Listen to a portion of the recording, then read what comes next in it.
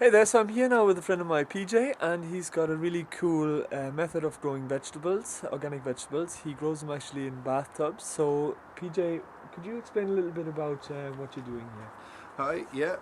Due to not having enough garden space and having an old piece of concrete here on the farm, it used to have silage for the cattle. Tried to put it into a better use, and had a few old bathtubs for watering the cattle.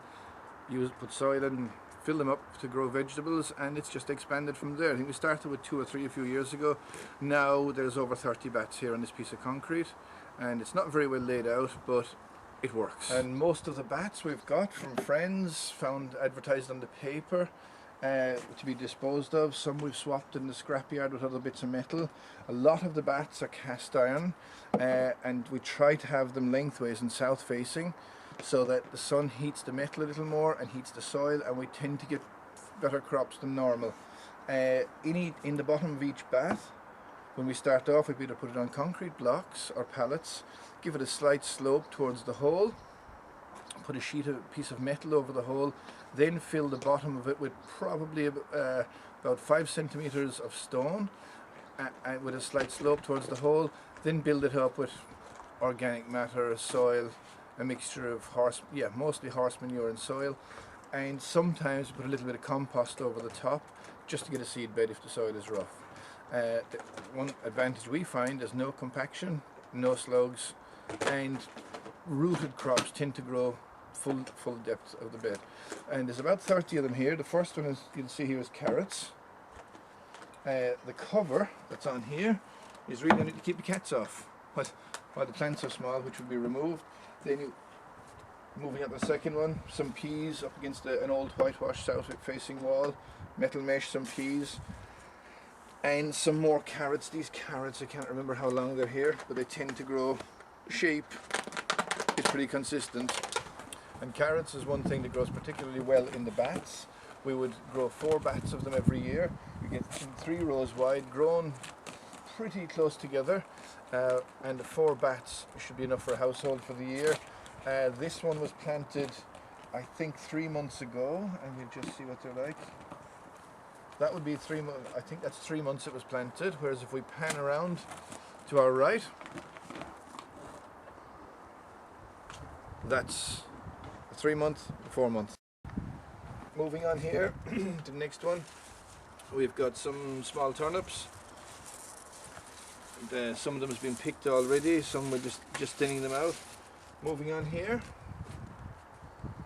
this one then has got figs, and to try to improve production, the roots are restricted in the drum of an old washing machine, with the feeder roots going out. The crop isn't very good this year, mostly due to the weather, but this is the size fig we'd like them all to be.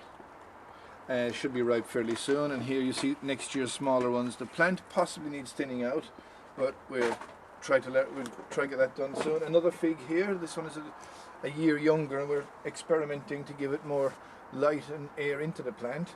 One advantage of all the bats being at working height for weeding, but the other advantage that we find is down low, under where the normal drain in the bath would be.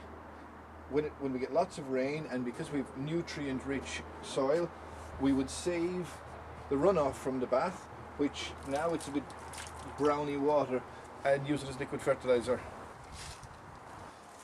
Here in these few bats, they're used as a holding area for small trees we've grown, mostly from seed. They're probably too thick. They'll all be moved out of here in the next month or two. These are all pines we've grown from seed, and to give you an idea of growth rate, here would be the tallest one, I'd say, and it's done about just over 60 centimeters in this growing season. And that's just that bat. Moving across to this one, that's mostly our evergreens. Here we have a mixture of hazelnut and oak, and anything else we've got. This oak has done particularly well, having grown from here to a height of maybe 80 centimeters in one growing season. That would be the soil, which is a mixture of normal soil from the field, a little bit of organic matter from compost, and lots of rotten horse dung. And generally, when we're putting in any dung, we'd only put it in if there's worms in it. If it's rotted to worm stage, every shovel would need worms in it before we'd put it in. And this bath now is freshly planted leeks in fairly recently filled bath. This is the first crop in here. Soil would be very loose, plenty, it's full of worms, plenty organic matter. That is, I would guess, sawdust based horse manure. And like I said earlier about the height of the bats, it's very comfortable for weeding. You'll tend to walk past and pull out a few weeds, whereas you won't get down on your hands and knees as you would in a normal raised bed or big garden, and the bats are just much easier. So guys, I hope you enjoyed the clip. I'm truly amazed. This was quite something. So thanks PJ for telling us all about it and sharing this information with us. No problem. We just have to do it a little bit better the next time, get more organised. I think when you come back next, we have another 8 empty bats waiting to come in here. We'll be rearranging everything to make it more accessible for the wheelbarrow, so we can get between the bats and try and cut out what few slug problems we do have in bats that are touching walls or whatever. Move them away and reduce all our slug problems, and stop using the rare time we'd use a slug pellet, which we don't want to use. Just stop using it.